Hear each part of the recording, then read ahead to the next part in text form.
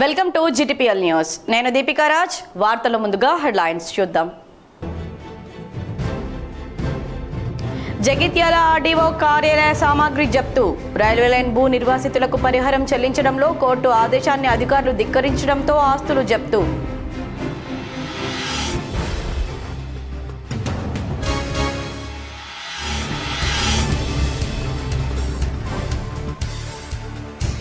జగిత్యాల జిల్లాలో కరెంట్ షాక్తో రైతు మృతి. కన్నీరు మున్నీరుగా విలపిస్తున్న రైతు కుటుంబీకులు.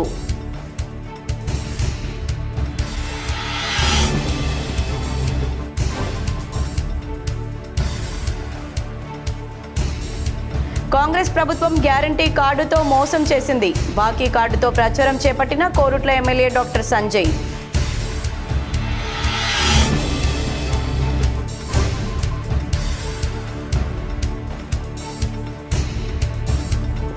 రాజన్న సిరిసిల్ల జిల్లాలో మహిళా సంఘాల సభ్యులను మోసం చేసిన బ్యాంకు ఉద్యోగిని.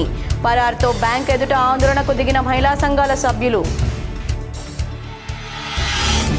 స్థానిక సంస్థల ఎన్నికలపై అనుకున్నంత పనైంది. హైకోర్టు స్టే విధించడంతో ఎన్నికలకు బ్రేక్ పడింది. ఎప్పుడెప్పుడు ఆయన ఎదురు చూసిన స్థానిక సంస్థల ఎన్నికలకు నోటిఫికేషన్ జారీ అయి నామినేషన్ల ప్రక్రియ ప్రారంభమైన రోజునే హైకోర్టు స్టే విధించింది. ఎన్నికల ప్రక్రియకు బ్రేక్ పడింది. ఎన్నికలు ఎప్పుడు నిర్వహిస్తారనేది స్పష్టత లేదు. జీవో 9తో పాటు ఎన్నికల నోటిఫికేషన్పై హైకోర్టు మధ్యంతర ఉత్తర్వులు ఇచ్చింది.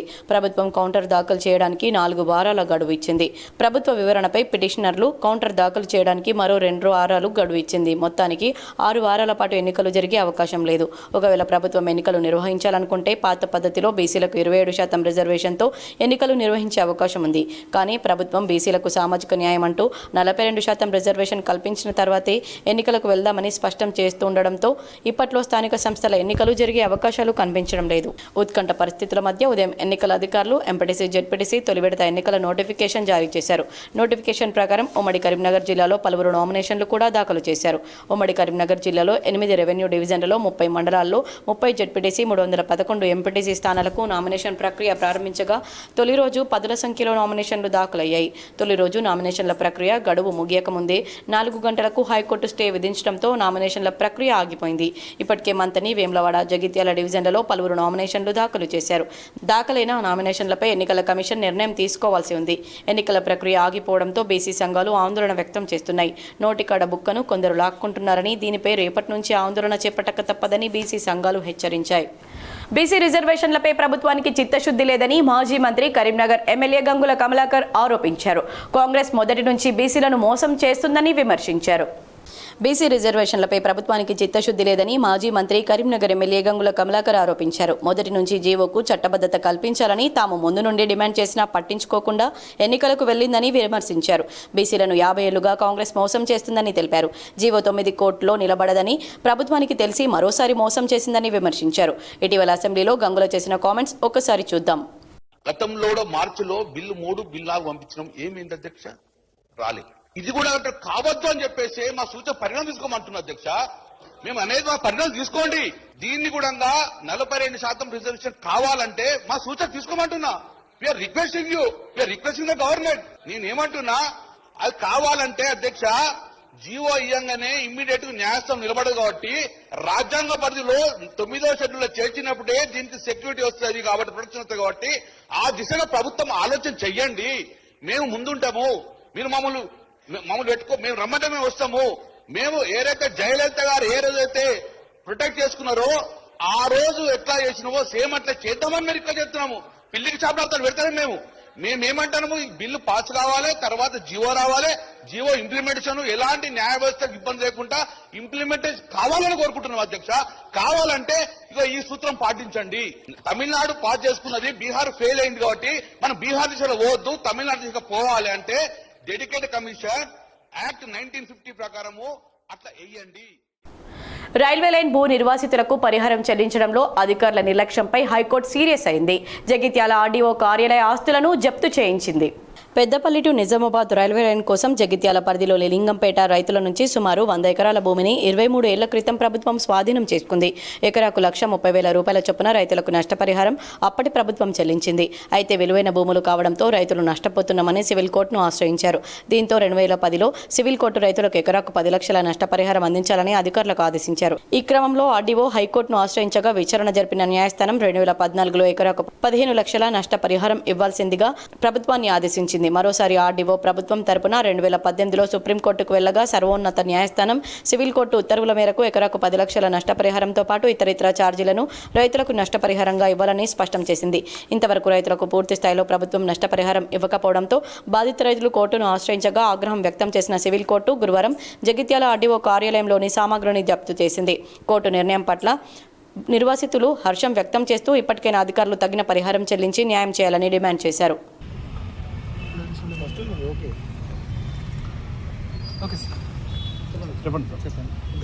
పెద్దపల్లి నుండి కరీంనగర్ జగిత్యాల నిజామాబాద్ రైల్వే లైన్ నిమిత్తము 2003 సంవత్సరంలో గవర్నమెంట్ వారు నోటిఫికేషన్ ఇవ్వడం జరిగింది. అది అందులో భాగంగా జగిత్యాలలో రైల్వే స్టేషన్ నిమిత్తమై దాదాపు లింగంపేట గ్రామస్తుల నుండి 100 ఎకరాల వరకు అగ్రికల్చర్ ల్యాండ్స్ మరియు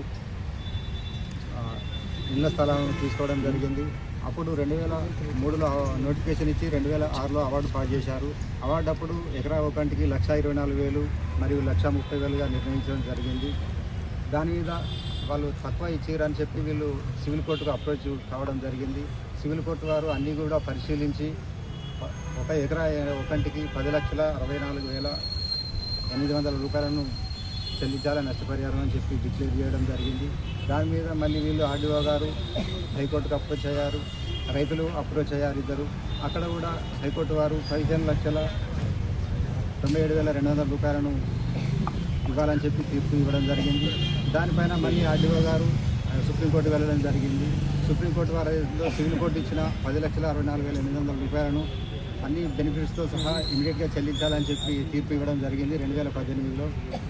లోయర్ కోర్టు సివిల్ కోర్టు ఏదైతుందో 2010లో తీర్పు ఇచ్చారు. హైకోర్టులో 2014 ఇచ్చారు.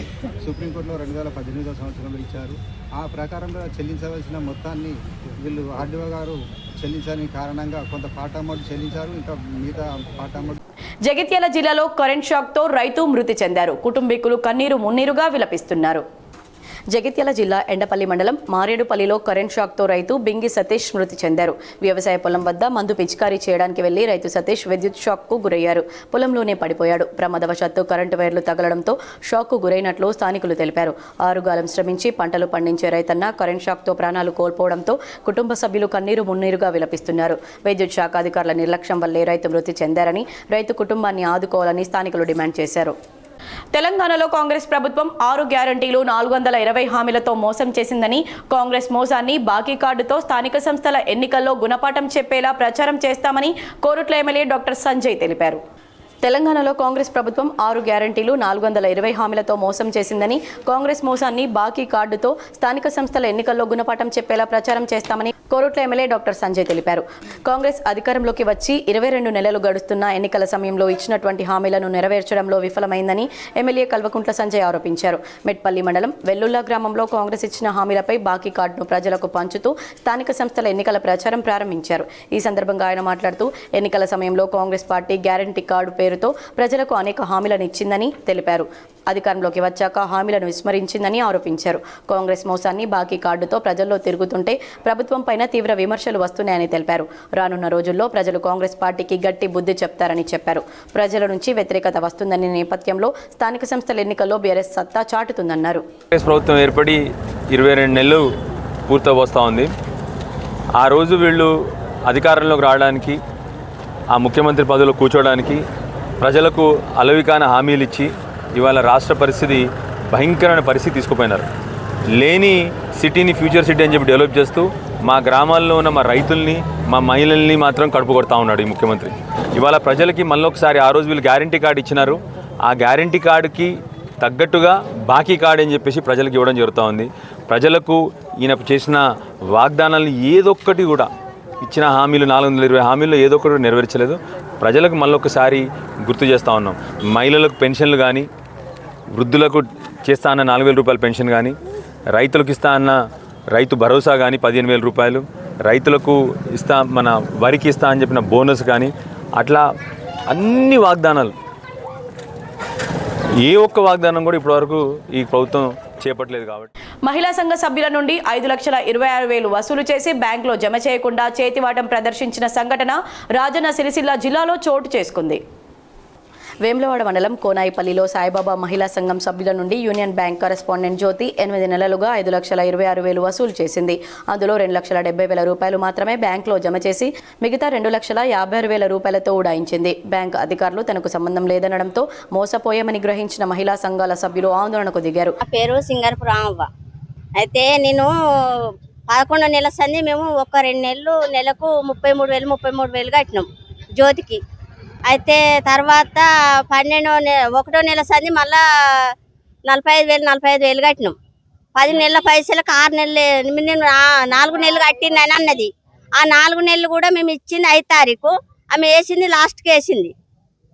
అయితే ఇవి కట్టమని మేము 20 రోజులు తిరగబట్టి తిరిగినా కూడా ఏం చేసిందంటే నేను ఇత్తా అన్నది. మొన్న 9వ నెలలో ఏం చేసిందంటే 2,70,000 కట్టిపోయింది బ్యాంకులో. మరి ఇంట్రెస్ట్ పడ్డది, ఆ ఇంట్రెస్ట్ ఎవరు కట్టాలి? ఇప్పుడు మాకు ₹1 2 రూపాయలు 2,40,000 రూపాయలు ఇంట్రెస్ట్ పడ్డది. అవి మాకు న్యాయం జరగాలి. పురుగుల మందు డబ్బాలతో బ్యాంక్ ముందు బైఠాయించి ధర్నా చేశారు. న్యాయం చేయాలని డిమాండ్ చేశారు. ఈ విషయంపై బ్యాంక్ మేనేజర్ మాట్లాడుతూ బ్యాంకు నిబంధనల ప్రకారం నడుచుకుంటూ బ్యాంక్ కరెస్పాండెంట్ జ్యోతి నుండి డబ్బులను రికవరీ చేసి ఇప్పిస్తానని హామీ ఇచ్చారు. క్వశ్చన్ రైజ్ చేశారు, వాళ్ళు డబ్బులు కట్టారు అని బీసీకి చెప్తున్నారు. బీసీ మేము ఒకసారి పిలిపించి దాని గురించి డిస్కషన్ చేసి వాళ్ళకి కరెక్ట్గా వాళ్ళు కట్టి మేము బీసీ కట్టబోతే కనుక ఆ మీద చర్యలు తీసుకుంటాం. వీళ్ళకి అదే దాని ప్రకారం దాన్ని రీకన్సల్ట్ చేసి స్టేట్మెంట్ రీకన్సల్ట్ చేసి వాళ్ళకి న్యాయం చేసేటట్టుగా చూస్తాం. ఆమె కరెక్ట్గా కడితే కనుక కంపల్సరీ ఆమె దగ్గర నుంచి రికవర్ చేసి.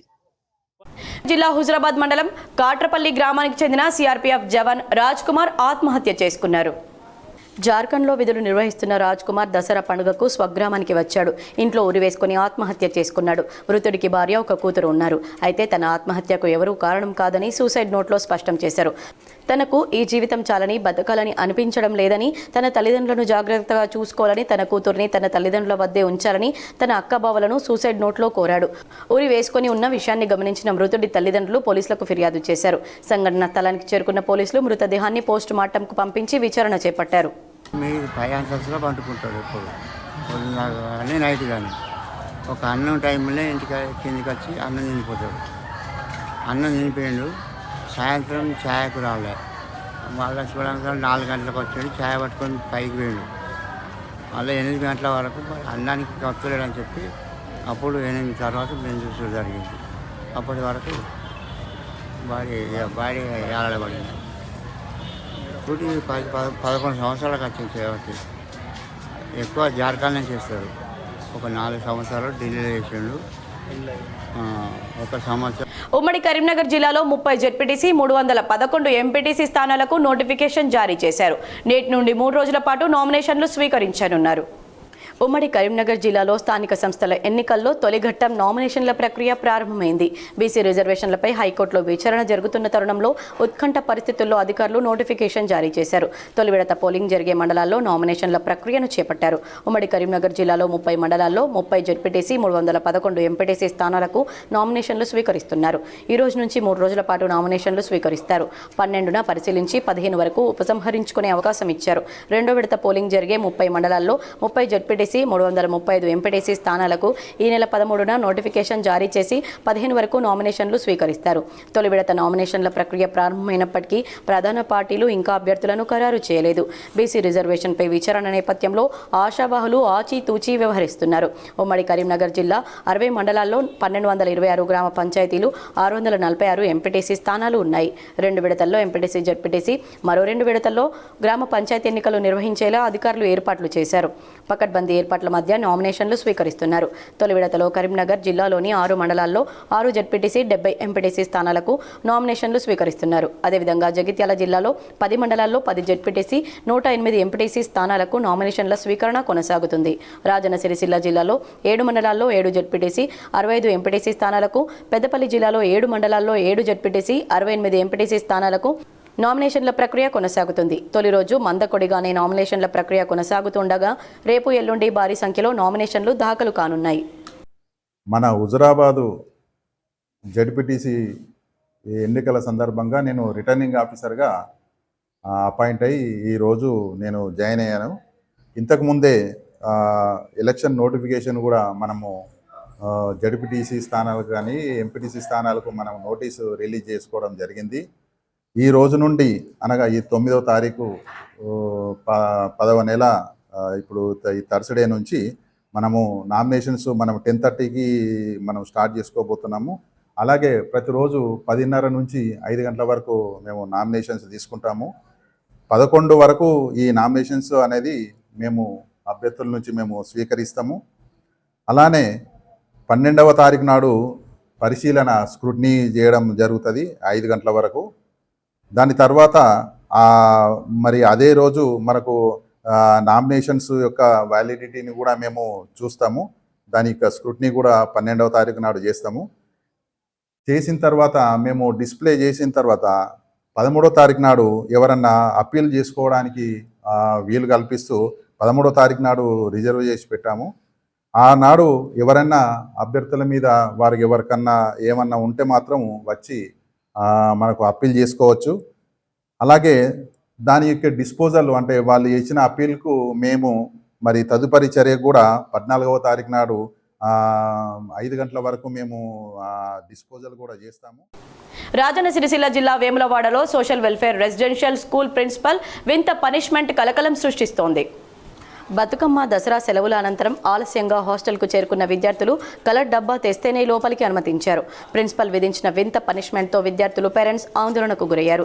సెలవులు ముగిసిన తర్వాత విద్యార్థులు పాఠశాలకు వచ్చే క్రమంలో సరైన ట్రాన్స్పోర్ట్ సౌకర్యం లేక ఇతర కారణాలతో ఆలస్యంగా వస్తే ఇదేం పనిష్మెంట్ అంటూ నిలదీశారు. లేటుగా వచ్చినందుకు పనిష్మెంట్ అని ప్రిన్సిపల్ స్పష్టం చేయడంతో విధి లేక కొందరు విద్యార్థులు కలర్ డబ్బా కొనుక్కొచ్చి లోపలికి వెళ్లారు. ప్రిన్సిపల్ వింత పనిష్మెంట్పై తల్లిదండ్రులతో పాటు విద్యార్థి సంఘాలు ఆందోళన వ్యక్తం చేస్తున్నాయి. విద్యార్థుల మనోభావాలను దెబ్బతీసే విధంగా ఆర్థికంగా బలహీన వర్గాల విద్యార్థులపై ఇలాంటి శిక్షలు విధించడంపై ఆగ్రహం వ్యక్తం చేశారు. విద్యార్థులపై అనవసర ఒత్తిడి తీసుకువస్తున్న ప్రిన్సిపల్ ఉపాధ్యాయులపై చర్యలు తీసుకోవాలని, జిల్లా కలెక్టర్, వెల్ఫేర్ శాఖ అధికారులు విచారణ జరపాలని, భవిష్యత్తులో ఇలాంటి సంఘటనలు పునరావృతం కాకుండా చర్యలు చేపట్టాలని డిమాండ్ చేశారు. హైదరాబాద్లోని సోమాజిగూడలో తెలంగాణ జాగృతి ఆధ్వర్యంలో నిర్వహించిన రౌండ్ టేబుల్ సమావేశంలో కల్వకుంట్ల కవిత మాట్లాడారు. తెలంగాణ జాగృతి ఆధ్వర్యంలో గ్రూప్ 1 అంశంపై రౌండ్ టేబుల్ సమావేశం నిర్వహించారు. ఈ సందర్భంగా కల్వకుంట్ల కవిత మాట్లాడుతూ తెలంగాణ వచ్చాక కూడా మన యువకులు ఇంత బాధపడాల్సి వస్తుందని అనుకోలేదన్నారు. మన పిల్లల్ని బాధ పెట్టే విధంగా ఈ ప్రభుత్వాలు ఉండకూడదన్నారు. ఏదైనా పొరపాటు జరిగితే సరిచేసుకోవాలన్నారు. తెలంగాణ వచ్చాక మొదటి 10 ఏళ్లలో కేసీఆర్ విద్యార్థుల కోసం చేయాల్సినంత చేశారన్నారు. అయితే దురదృష్టవశాత్తు మనం గ్రూప్ 1 పరీక్ష నిర్వహించుకోలేకపోయామన్నారు.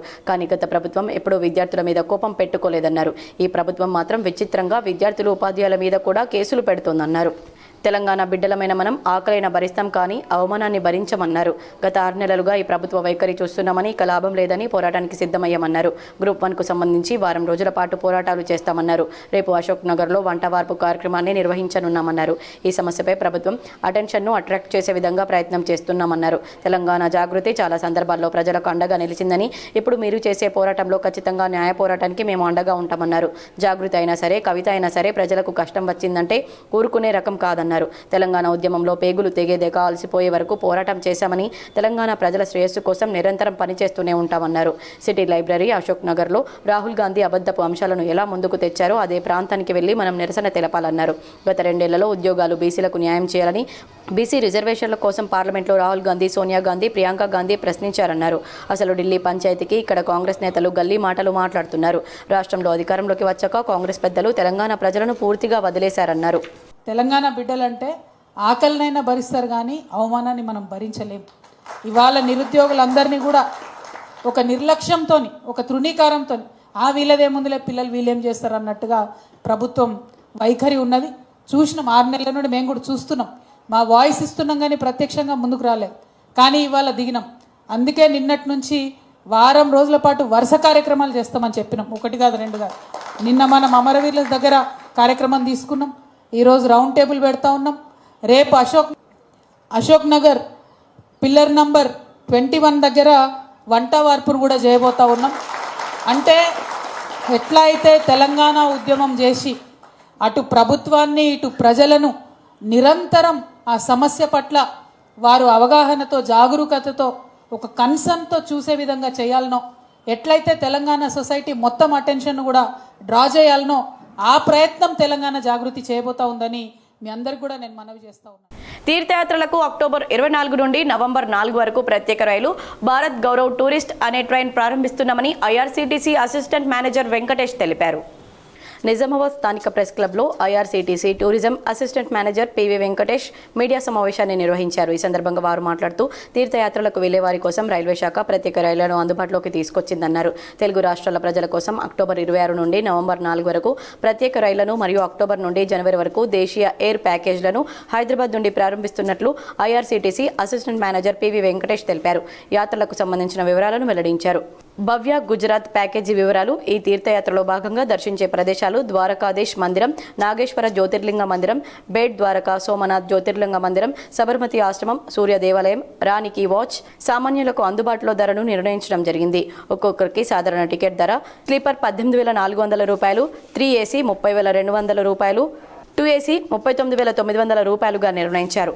రైలు, బస్సు, హోటల్ అన్ని భోజనాలు, ఉదయం అల్పాహారం, మధ్యాహ్నం మరియు రాత్రి భోజనం, వాటర్ బాటిల్ మరియు టూర్ ఎస్కార్ట్ సేవలతో సందర్శన స్థలాలు, ప్రయాణ బీమా, అలాగే రైల్వే స్టేషన్ నుండి దేవాలయాలకు ప్రయాణం పూర్తిగా ఉచితమన్నారు. ప్రతి రైలులో 639 మంది ప్రయాణికులు ఉంటారని, ప్రతి 70 మందికి 2 కోఆర్డినేటర్లు అందుబాటులో ఉండి అన్ని సౌకర్యాలు సమకూరుస్తారన్నారు. కోచ్కి ఒక సెక్యూరిటీ గార్డ్, ప్రయాణ బీమా, అలాగే రైల్లో సీసీ కెమెరాలతో కూడిన భద్రత ఉంటుందని తెలిపారు. యాత్రలకు వెళ్లే వారి కోసం రైల్వే శాఖ ఓ ప్రత్యేక పర్యాటక రైలు అందుబాటులోకి తీసుకొచ్చింది. ఈ నెల అక్టోబర్ 26వ తారీఖు రేణిగుంట నుంచి మధ్యాహ్నం 3 గంటలకు బయలుదేరి ఈ భారత్ గౌరవ్ ట్రైన్ భవ్య గుజరాత్కి 9 రోజులు 9 రాత్రులు 10 రోజులు నడపబడుతుంది. ఇది సికింద్రాబాద్కి 27వ తారీఖు 8 గంటలకు చేరుకుంటుంది. మన నిజామాబాద్ పట్టణంకి 11:30కు వస్తుంది. తర్వాత అది నాందేడ్కి 2 గంటలు, పూర్ణాకి 2:50కి వస్తుంది. ఈ భారత్ గౌరవ్ ట్రైన్లో 3 కేటగిరీలు ఉంటుంది. ఒక ఎకానమీ, స్టాండర్డ్, కంఫర్ట్ అని 3 కేటగిరీలు ఉంటుంది. ఎకానమీలో స్లీపర్ క్లాస్ ఉంటుంది. దాని ధర వచ్చి 18,400. థర్డ్ ఏసీ స్టాండర్డ్ కేటగిరీలో ఉంటుంది, అది 30,200. కంఫర్ట్ ప్యాకేజ్ వచ్చేసి 39,900 ఉంటుంది. ఇందులో దర్శనీయ ప్రదర్శనలు వచ్చి ద్వారకాలోని ద్వారకాధీశ ఆలయము, తర్వాత నాగేశ్వర జ్యోతిర్లింగము, తర్వాత బేట్ ద్వారకా ఉంటుంది. తర్వాత అహ్మదాబాదులో సబర్మతి ఆశ్రమము, సోమనాథ్లోని సోమనాథ్ జ్యోతిర్లింగము, తర్వాత మటరాలోని సూర్య దేవాలయము, పట్టాన్లోని రాణికా వావ్, తర్వాత ఏక్తా నగర్లో స్టాచ్యూ ఆఫ్ యూనిటీ సందర్శించుకొని వస్తున్నారు. తన మనసు విరిగిపోయిందని, తిరిగి కేసీఆర్ పిలిచినా మళ్ళీ వెనక్కి వెళ్లబోమని కల్వకుంట్ల కవిత సంచలన వ్యాఖ్యలు చేశారు. సాధారణంగా పుట్టింటి మీద ఆడపిల్లలకు కోపం రాదు. ఒకసారి కోపం వస్తే అంత త్వరగా చల్లారదన్నారు. రాబోయే రోజుల్లో రాజకీయంగా ఎదురుగా ఎవరున్నా పోరాటం చేయాల్సిందేనని, అది కేసీఆర్, కేటీఆర్ ఎవరైనా సరేనన్నారు. కాంగ్రెస్, బీజేపీతో పాటు బీఆర్ఎస్ను కూడా సమదూరం పాటిస్తామన్నారు. అవతల కేసీఆర్, కేటీఆర్ ఉంటే నన్ను పార్టీ నుంచి సస్పెండ్ చేసినప్పుడు కూడా ఇవన్నీ వారు ఆలోచించుకోవాల్సింది కదా అన్నారు. తాజాగా ఓ యూట్యూబ్ ఛానల్కు ఇచ్చిన ఇంటర్వ్యూలో కవిత పలు ఆసక్తికర అంశాలు పంచుకున్నారు. తీన్మార్ మల్లన్న తనపై అనుచిత వ్యాఖ్యలు చేస్తే తన తండ్రి కేసీఆర్, అన్న కేటీఆర్ కనీసం స్పందించలేదని ఆవేదన వ్యక్తం చేశారు. ఆ రోజుతోనే రక్త సంబంధాల కన్నా రాజకీయాలు ఎక్కువైపోయాయని తాను డిసైడ్ అయ్యానని చెప్పుకొచ్చారు. సమంతపై మంత్రి కొండా సురేఖ చేసిన వ్యాఖ్యలను ఖండించిన కేటీఆర్, మీ విషయంలో ఎందుకు స్పందించలేదని జర్నలిస్టు అడగగా తాను అదే చెబుతున్నానని, కేటీఆర్పై కేసు వస్తే పార్టీ అంతా అండగా నిలబడుతుంది, మరి నా విషయంలో ఎందుకు నిలబడలేదనే నా ప్రశ్న అన్నారు. పార్టీ నుంచి సస్పెన్షన్ తర్వాత కేసీఆర్తో మాట్లాడే ప్రయత్నం చేయలేదని, తన తల్లితో రోజూ మాట్లాడతానన్నారు. కొత్త రాజకీయ పార్టీ పెట్టాలంటే వనరులు, మనుషులను సమకూర్చుకోవాల్సిందని, అందుకోసం కొంత సమయం పడుతుందన్నారు. బస్సు ఛార్జీల పెంపును నిరసిస్తూ హైదరాబాద్లోని ఆర్టీసీ బస్ భవన్ ఎదుట బీఆర్ఎస్ నాయకులు నిరసన తెలిపారు. ఆర్టీసీ బస్ భవన్ వద్ద ఉద్రిక్త పరిస్థితి నెలకొంది. హైదరాబాద్లో బస్సుల ఛార్జీల పెంపును నిరసిస్తూ మాజీ మంత్రులు, భారత రాష్ట్ర సమితి నేతలు కేటీఆర్, హరీష్ రావు, తలసాని శ్రీనివాస్ యాదవ్, పద్మరావు, సబితా ఇంద్రారెడ్డి, పార్టీ నేతలు అక్కడికి చేరుకున్నారు. వివిధ ప్రాంతాల నుంచి నేతలు, కార్యకర్తలు పెద్ద ఎత్తున అక్కడికి చేరుకున్నారు. హరీష్ రావు మెహదీపట్నం నుంచి బస్సులో బస్ భవన్కు వచ్చారు. రేతిఫైల్ బస్టాండ్ నుంచి కేటీఆర్ తలసాని పద్మరావు చేరుకున్నారు. బస్సు ఛార్జీలు తగ్గించాలంటూ ఆర్టీసీ ఎండీకి వినతి పత్రాన్ని ఇచ్చారు. మరి ఎక్కడ పోయిన యూనియన్లు ఈరోజు? అందుకే ఇవాళ ఆర్టీసీ కార్మికుల తరపున ప్రైవేట్ పరం చేయవద్దని, అట్లాగే ప్రజల తరపున ప్రజల మీద భారం వేయవద్దని. ఆల్రెడీ రేవంత్ రెడ్డి ప్రభుత్వం వచ్చిన తర్వాత రాష్ట్ర ఆర్థిక పరిస్థితి ఇప్పటికే చాలా దారుణంగా ఉంది. ఎవరి దగ్గర డబ్బులు లేవు. ఇంకా మీదికెళ్ళి మీరు మూలిగే నక్క మీద తాటిపండి అన్నట్టు ఈ రకంగా బస్సు ధరలు కూడా పెంచితే, బస్ ఛార్జీలు పెంచితే సామాన్యుడు, ముఖ్యంగా స్టూడెంట్స్, ముఖ్యంగా సామాన్య మధ్యతరగతి ప్రజలు ఇబ్బంది పడతారు. కాబట్టి ప్రభుత్వమే ఈ నష్టాలు భరించాలి. ప్రజా రవాణా సామాజిక బాధ్యత మీరే భరించి, మీరే ఆలోచించి, మీరే తీసుకొచ్చిన స్కీమ్ను విజయవంతంగా విస్తరించండి. దానికి మేము స్వాగతిస్తాం. కానీ నష్టాలు ప్రభుత్వం భరించాలి తప్ప ప్రజల మీద తోయొద్దు అనేదే మా ప్రధానమైన డిమాండ్. మరి ప్రభుత్వం దీనికి సమాధానం చెప్పాలి, రోల్ బ్యాక్ చేయాలి. బంగారం వెండి ధరల పరుగు ఆగడం లేదు. తులం బంగారం ధర గురువారం నాటికి 29,500 రూపాయలకు పలికింది. బంగారం వెండి ధరల పరుగు ఆగడం లేదు. బుధవారం తులం బంగారం ధర 1,28,100 రూపాయలు ఉండగా గురువారం రోజు 1,29,500 రూపాయలకు చేరుకొని రికార్డు సృష్టించింది. తులం వెండి ధర 1,710 రూపాయలకు చేరింది. దీపావళి పండుగ దాటేసరికి బంగారం ధర 1,50,000 రూపాయలకు చేరుకోవచ్చని బంగారం దుకాణదారులు అభిప్రాయపడుతున్నారు. శుభకార్యాలు, పెళ్లిళ్ల కోసం పెద్ద మొత్తంలో కొనుగోలు చేయాల్సిన ప్రజలు ధరల పెరుగుదలతో తక్కువ బంగారంతోనే సరిపుచ్చుకుంటున్నారు. దీంతో కొనుగోళ్లు మందగించాయని దుకాణదారులు చెబుతున్నారు. స్థానిక సంస్థల్లో బీసీలకు 42% రిజర్వేషన్లు దేశ చరిత్రలోనే ఓ సామాజిక విప్లవమని TPCC chief MLC Mahesh Kumar Goud అన్నారు. ఇవాళ జరిగిన పార్టీ జూమ్ మీటింగ్లో ఆయన సీఎం రేవంత్ రెడ్డితో కలిసి పాల్గొన్నారు. ఈ సందర్భంగా మహేష్ గౌడ్ మాట్లాడుతూ బీసీలకు 42% రిజర్వేషన్లు కల్పించడంలో కాంగ్రెస్ పార్టీ, రాష్ట్ర ప్రభుత్వం ఎంతగానో కృషి చేశాయని తెలిపారు. ఇదే విషయాన్ని పార్టీ శ్రేణులు ప్రజల్లోకి బలంగా తీసుకెళ్లాలని తెలిపారు. అదేవిధంగా నేడు స్థానిక సంస్థల ఎన్నికల నిర్వహణకు నోటిఫికేషన్ విడుదలైందని, ఎంపీటీసీ, జెడ్పీటీసీ మొదటి విడత ఎన్నికలు జరిగే ప్రాంతాల్లో నామినేషన్ల ప్రక్రియ ప్రారంభమైందని అన్నారు. ఈ ఎన్నికలను కాంగ్రెస్ శ్రేణులు సీరియస్గా తీసుకోవాలని పేర్కొన్నారు. ఇక దేశవ్యాప్తంగా ఓట్ చోరీ అంశంపై ఏఐసీసీ ప్రత్యేక కార్యాచరణ చేపట్టిందని తెలిపారు. అక్టోబర్ 15 నాటికి తెలంగాణ వ్యాప్తంగా సంతకాల సేకరణ చేపట్టి ఏఐసీసీకి పంపాలన్నారు. ప్రతి గ్రామానికి 100 చొప్పున సంతకాల సేకరణ చేయాలన్నారు. డీసీసీ అధ్యక్షులు, నియోజకవర్గాల్లో ఎమ్మెల్యేలు, ఇన్ఛార్జీలు ప్రత్యేక శ్రద్ధ తీసుకుని సంతకాల సేకరణ పూర్తి చేయాలని మహేష్ కుమార్ దిశానిర్దేశం చేశారు. వార్తలు ముగించే ముందు హెడ్లైన్స్ మరోసారి. జగిత్యాల ఆర్డీఓ కార్యాలయ సామాగ్రి జప్తు. రైల్వే లైన్ భూ నిర్వాసితులకు పరిహారం చెల్లించడంలో కోర్టు ఆదేశాన్ని అధికారులు ధిక్కరించడంతో ఆస్తులు జప్తు.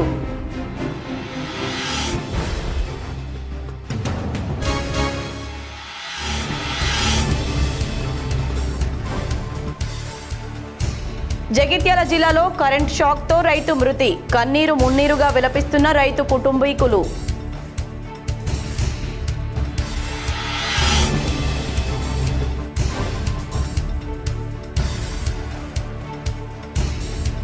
కాంగ్రెస్ ప్రభుత్వం గ్యారంటీ కార్డుతో మోసం చేసింది. బాకీ కార్డుతో ప్రచారం చేపట్టిన కోరుట్ల ఎమ్మెల్యే డాక్టర్ సంజయ్.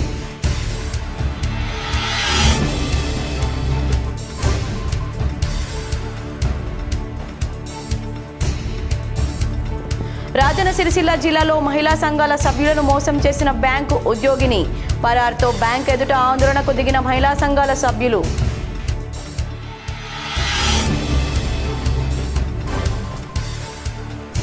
వేమ్లవాడలో కత్తిపోట్ల కలకలం. యువతి విషయంలో ఇద్దరి మధ్య ఘర్షణ, ఒకరికి తీవ్ర గాయాలు. హైదరాబాద్ ఆసుపత్రికి తరలింపు.